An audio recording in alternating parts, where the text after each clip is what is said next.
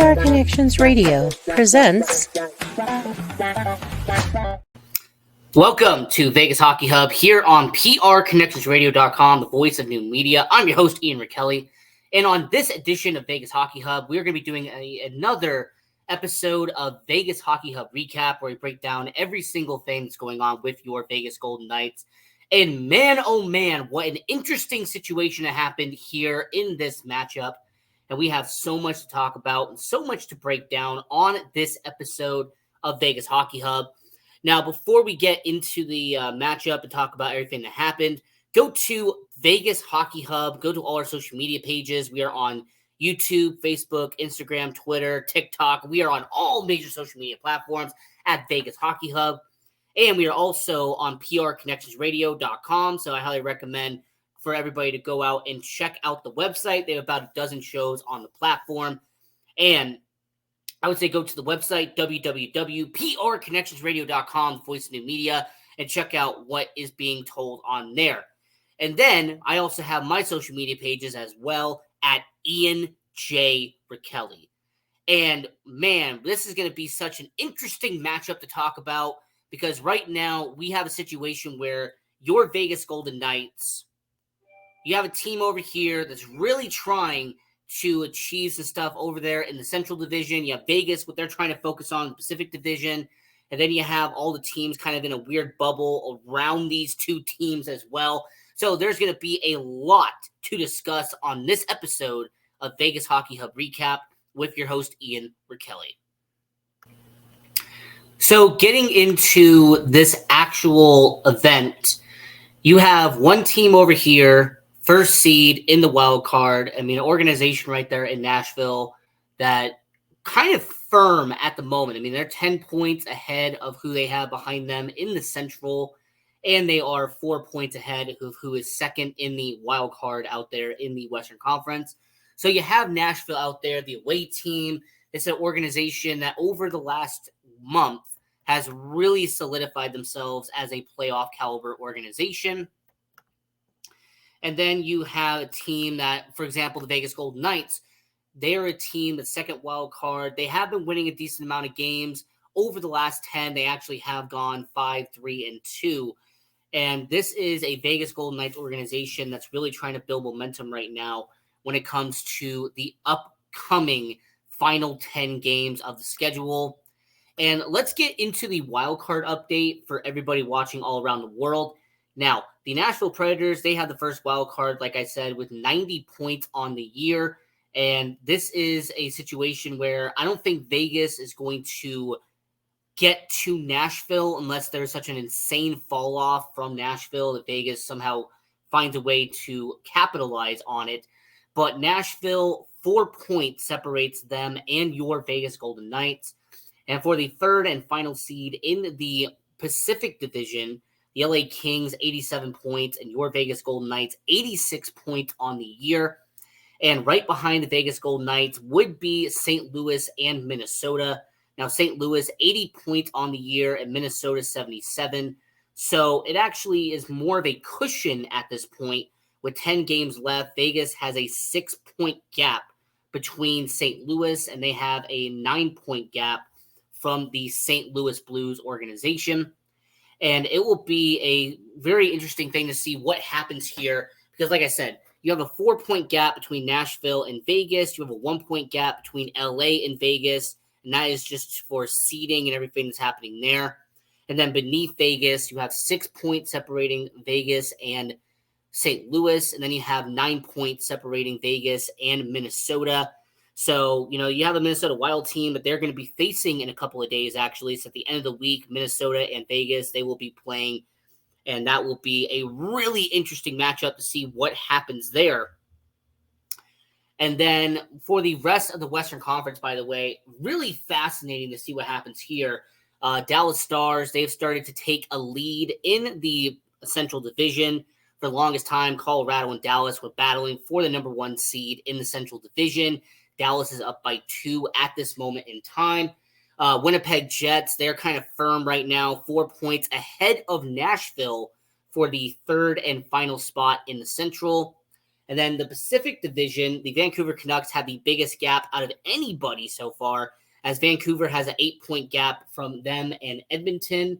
And then Edmonton and LA have a 3-point separation for the second and third seed in the Pacific Division.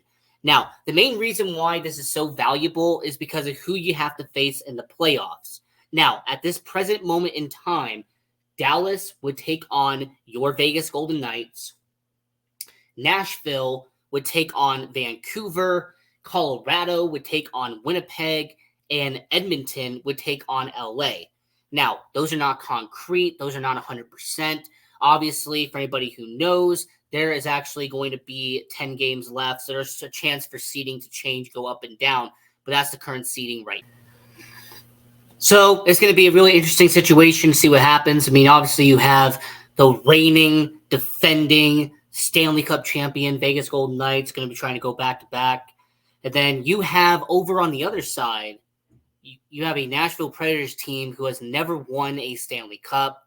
You have a team that, unlike my Chicago Cubs, who won a World Series back in 2016, is a Nashville Predators team that made it to a Stanley Cup final once in their franchise, did not win as they lost to the Pittsburgh Penguins, and they are trying desperately to try to win their first ever championship.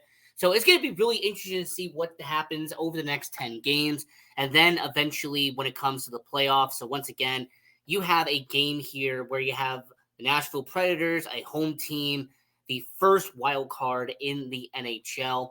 And then you have your Vegas Golden Knights, second wild card team, and this is the wild card update. Now, getting into the lineup changes, there was only one major lineup change in this event, as it was announced that on the bottom six, Paul Cotter would be in and William Carrier will be out. Now, when it comes to Paul Cotter, this is somebody who is a very well-known player with the Vegas Golden Knights. This is a player who some people are a fan of. They like his energy. They think that he's a good guy in terms of youth on the bottom six. And when he has been in the lineup as a third line or on the fourth line, this has been someone who brings some physicality. He brings some toughness to the Golden Knights.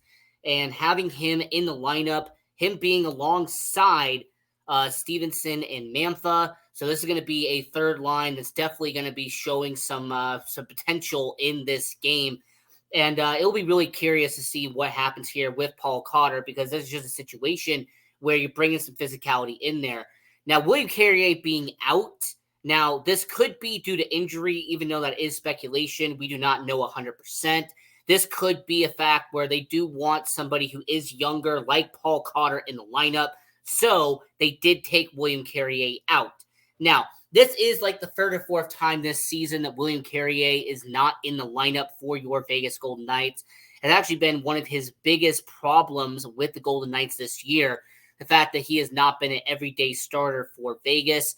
And, you know, obviously with that third line, it being the 43, 20, and 39, taking the 28 out, that is the situation there. So, yeah, the real only lineup change with the Vegas Golden Knights taking on Nashville, and that is the fact that Paul Cotter is in and William Carrier is out.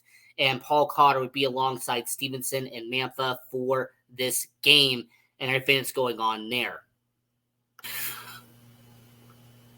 So, before getting into the actual lineup and talking about what it is itself, let's get over to the goaltending, as you had, for one of the first times in a while, Yuri Patera will be in net for the Vegas Golden Knights. The young goaltender, obviously Aiden Hill, Logan Thompson, those two are not going to be in net. So you're going to have the young goaltender who's been with the Henderson Silver Knights, been with the Vegas Golden Knights. He's been kind of in and out over this past season. And he will be in between the pipes and helping out for the Vegas Golden Knights on this one, this one-off for Patera. And will be really interesting to see what happens. Now, obviously, we know what happened in the most recent matchup against Columbus. That was when Aiden Hill got injured again. So it'll be interesting to see if he comes back in time. But for Yuri Patera, he will be in net for the Vegas Golden Knights against the Nashville Predators. And he will be who you see in this game. Now, for the starting lineup for the Vegas Golden Knights taking on the Nashville Predators, now on line one, you have Ivan Barbashev, Jack Eichel, and Jonathan Marchessault. So you have pretty much a similar same first line, pretty much the whole season. You have had Barbashev, Eichel, and Marchessault. They've been a concrete unit for on line 1. Line 2, you have Pavel Dorofeyev, William Karlsson, and Michael Amadio. Karlsson and Dorofeyev have actually gelled very well in the lineup over the last couple of games. And then Michael Amadio, the constant in this lineup, someone who is pretty steady with the Vegas Golden Knights organization. Always good to see him in the starting lineup. Like I mentioned just previously, a few minutes ago, Paul Cotter would be teaming up with Chandler Stevenson and Anthony Mantha. Now, this is nothing new for Stevenson and Cotter. They have teamed up actually a couple of times this season. Anthony Mantha, the trade deadline acquisition, somebody who your Vegas Golden Knights are kind of counting on to be a solution at the end of the year and hopefully for the postseason moving forward. And then line 4, you have Brett Howden, Nick Waugh, and Keegan Kolesar. I mean, this is a fourth line that has been kind of different because, with William Carrier being out of the lineup, Brett Howden, he has taken the responsibility of being the left wing on that fourth line. And then Nick Waugh and Keegan Kolesar, for the majority of the season, have been the 1-2 punch on the fourth line. So you have Waugh, Kolesar, and Howden on line 4, Cotter, Stevenson, and Mantha on line 3, Amadio, Karlsson, Dorofeyev on line 2, and then Barbashev, Eichel, and Marchessault on line 1. So that's your forwards for the Vegas Golden Knights while taking on the Nashville Predators. Defensively, because Alex Pietrangelo is still out in the lineup, unfortunately, because of what happened about a week ago, he is still not cleared, so he will not be suiting up for the Vegas Golden Knights. So defensively, this is actually the same lineup as has been the most recent game, as you have Nick Hague on line 1 alongside Noah Hanifin. So it will be the Nick and Noah show on the first line for the defensive pairing. Nick Hague has actually been gelling pretty well with Noah Hanifin since he got promoted to line 1 on the defensive pairing since Alex Pietrangelo is out. They'll be really curious to see what happens moving forward, but Hague and Hanifin have been performing well on that first line. Defensive pairing 2 will be Braden McNabb and Shea Theodore. This has been kind of the constant over the last couple of years. McNabb, one of the best defensive-minded defensemen and one of the best shot-blocking defensemen in the NHL. And then Shea Theodore, one of the best offensive-minded defensemen in all of hockey. So you have McNabb and Theodore. And then you have Ben Hutton, once again, back in the starting lineup because of the injury with Alex Pietrangelo. Ben Hutton has normally been your 7th defenseman in the organization, and he will be alongside Zach Whitecloud. So Zach Whitecloud, he will be in that lineup with Ben Hutton. Alec Martinez will not be starting, so he's actually been a healthy scratch over the last couple of weeks. So in that situation, like I mentioned before, you have the Ben Hutton and Zach Whitecloud as third defensive pairing. You have Braden McNabb and Shea Theodore as your second defensive pairing. And you have Nick Hague and Noah Hanifin as your first defensive pairing with your Vegas Golden Knights organization as they're taking on the Nashville Predators in this game. And, I really look at it and say, you know what? You have a team in Vegas going over to Nashville, taking on this team, and really interesting matchup here. So getting into the game itself, as it actually was face-off time at the Bridgestone Arena out there in Nashville on a very good Tuesday here in 2024. And this game actually started out with a bang for the Vegas Golden Knights, as actually they took advantage early on, as not even 2 minutes in, Ivan Barbashev, that first line did connect about 2 minutes into the game. 16th goal of the season for Ivan Barbashev. This will be assisted by number 9, Jack Eichel, and number 81, Jonathan Marchessault. So it'd be a 1-0 situation with your Vegas Golden Knights. What an excellent way to start out this game.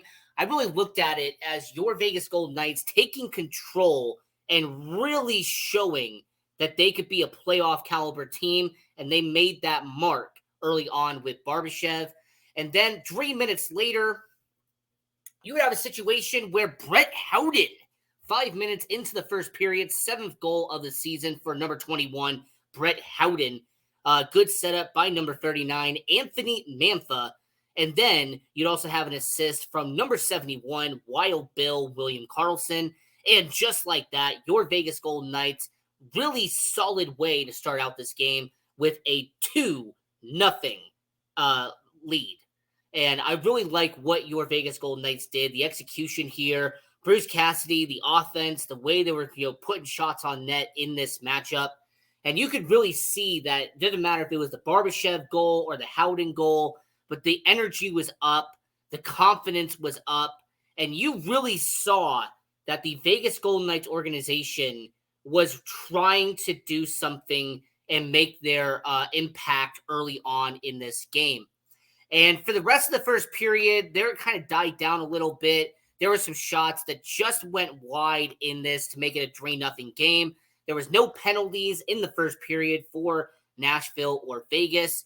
But with about 4 minutes left in the first period, the Vegas Golden Knights would make it a 3-0 matchup as Shea Theodore, number 27, with his 5th goal of the season, assisted by number 20, Chandler Stevenson, and number 43, Paul Cotter. So that third line really made a statement in this game in the first period because you had Chandler Stevenson and Paul Cotter with the assist. Anthony Mantha had an assist in the Brett Howden goal. And yeah, this third line for Vegas and the lineup change of having Paul Cotter in replace of William Carrier. And man, what an excellent first period for the Vegas Golden Knights. And to really make their solid start, it would be a 3-0. And like I said, great first period for the Vegas Golden Knights. They executed when it needed to be done. They did a stand-up job in the first period. And it seemed like the Vegas Golden Knights were going to pick up the victory at the Bridgestone Arena. All the boxes were being checked in the first period. And it seemed like, your Vegas Golden Knights were on their way to pick up another victory in this matchup. And talking about in this season, like I said, about 10 games left. I mean, you got to remember, this is a Vegas Golden Knights team that has won 3 of their last 4 games. It's also the same team that beat St. Louis just the day before. So, it seemed like Vegas was on their way to set up a 4-game winning streak heading into Winnipeg 2 days later. But unfortunately for Vegas, that would not be the case, as after the first period, something would happen. Now, getting into the second period here between Nashville and Vegas, you would have the first penalty of the game 2 minutes into it, as Tommy Novak would actually set up a tripping penalty against Paul Cotter. So Paul Cotter would go to the penalty box for the Vegas Golden Knights. Hey, I guess some things never change. Paul Cotter, unfortunately, has developed a habit this season of drawing unnecessarily penalties, and a tripping penalty against Novak would definitely count as having a unfortunate situation, an unnecessary penalty for the Vegas Golden Knights. And for the first time in this game, your Vegas Golden Knights would be on the penalty kill, and your Vegas Golden Knights would find a way to execute that, and they would actually hold off and go 1-for-1 on the penalty kill. So solid job by Vegas there, and would still be a 3-0 game for the Vegas Golden Knights after the Paul Cotter penalty.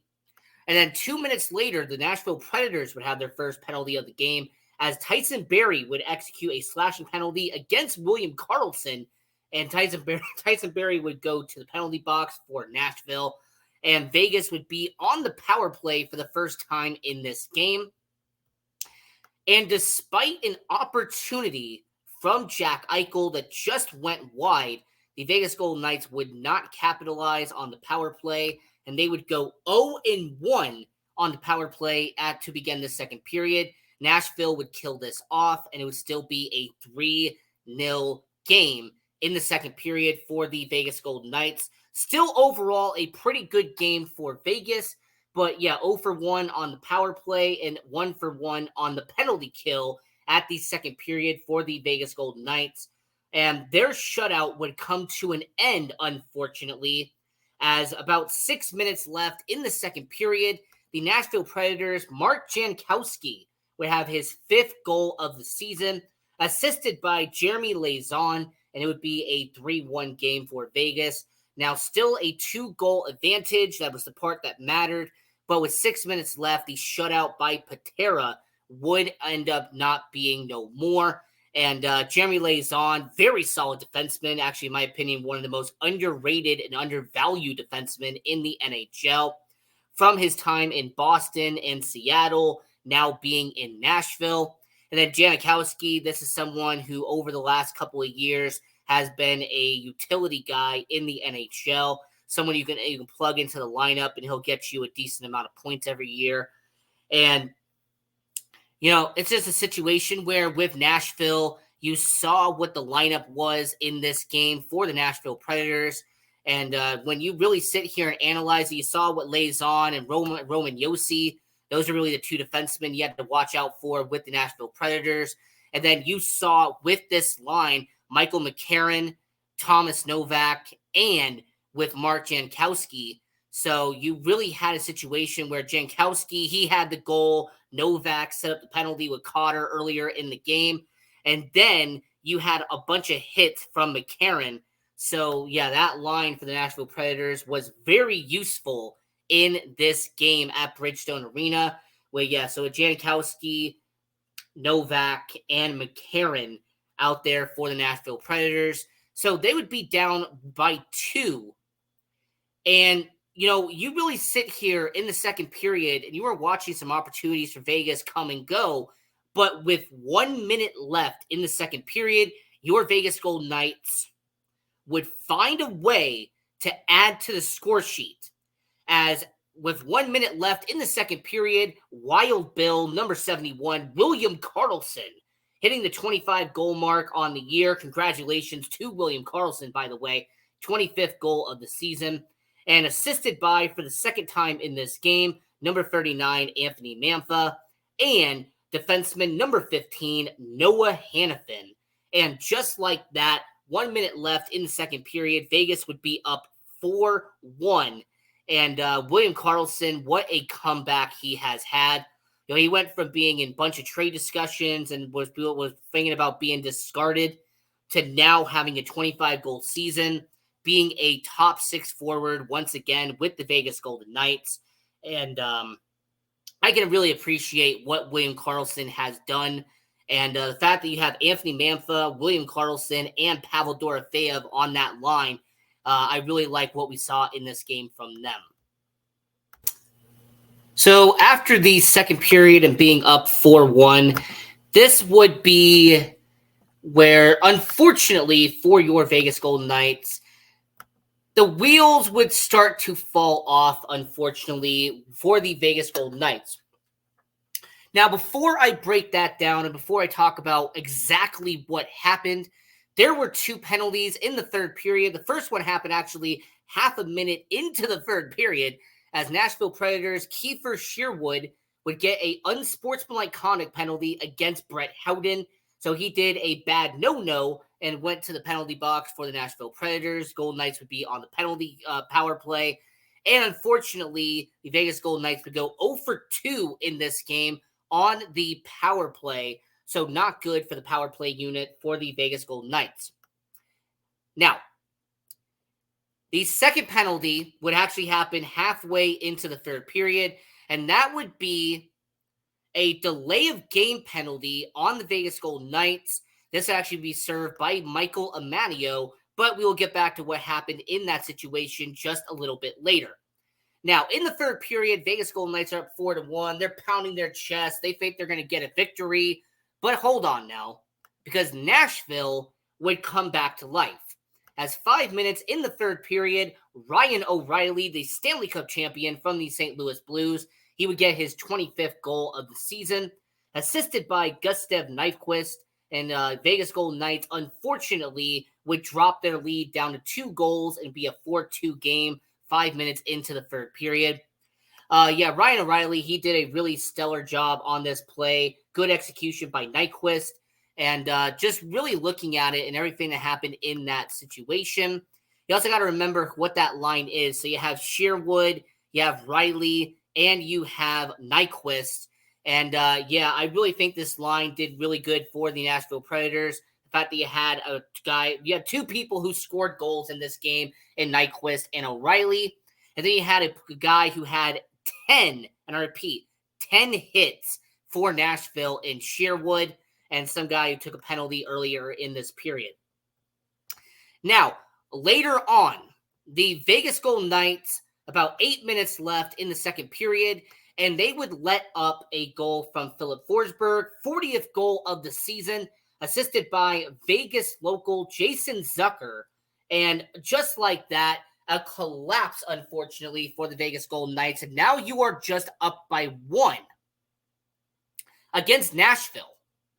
So you went from being up 4-1 when the period starts to now being just 1 goal ahead and suffering a delay of game penalty. So as Michael Amadio would go to the penalty box to serve a delay of game penalty after the Philip Forsberg goal, you would have a situation where the Nashville Predators would score on the power play, which means that Vegas would go 1 for 2 on the penalty kill. As Gustav Nyquist, he would have his 20th goal of the season, assisted by Forsberg. So Forsberg, in the span of a minute, had a goal and an assist to help tie up this game for Nashville and Vegas. And just like that, your 4-1 lead that you had at the beginning of this period was dashed, and you have to go to overtime now at Bridgestone Arena. All the momentum is on Nashville's side. So my, oh my, is it no shocker to anybody what would happen in overtime? As not even 45 seconds into the overtime, Forsberg would connect to Roman Josi, and he would get it past Yuri Batara to make it a 5-4 win for the Nashville Predators. And just like that, a 3-game winning streak has been snapped for the Vegas Golden Knights. And despite having a 4-1 lead to begin the third period, your Vegas Golden Knights would choke, let up 4 goals after the third period, and your Vegas Golden Knights would pick up only 1 point instead of the 2 that they looked like they were going to do in period 1 and period 2. Just overall, a really bad situation for the Golden Knights. I did not like what we saw from them in the third period. It just seemed like all the energy was depleted. All the energy was gone for the Vegas Golden Knights. And yeah, just not a good game overall for Vegas. Thankfully, you got 1 point, though, so hopefully that does help out in terms of the wildcard standings. But yeah, this was just a really sloppy game. I don't like what we saw from them. And this is your win-loss record for the Vegas Golden Knights. 39 wins, 25 losses, and 8 overtime losses. That's right, by the way. 8 overtime losses. So that is 8 points. That could have been 16 if those losses had became wins. And that's kind of been the story of the 2023-2024 season for Vegas, is that you've had a couple of games this year, just like tonight, where your Vegas Golden Knights were in lead, they were in control, they were going to pick up 2 points on the night, and they were forced to settle for 1 point because of their performance late. Now, let me just get into player of the game, as I actually want to give it to Ivan Barbashev. As Ivan Barbashev in this matchup, he did have that goal early on in the game. He had 3 hits, and more importantly, in 17 minutes of ice time, he was perfect in the faceoff circle for Ivan Barbashev. And the way he skated around for Vegas, he was overall one of the best-looking players in this game tonight.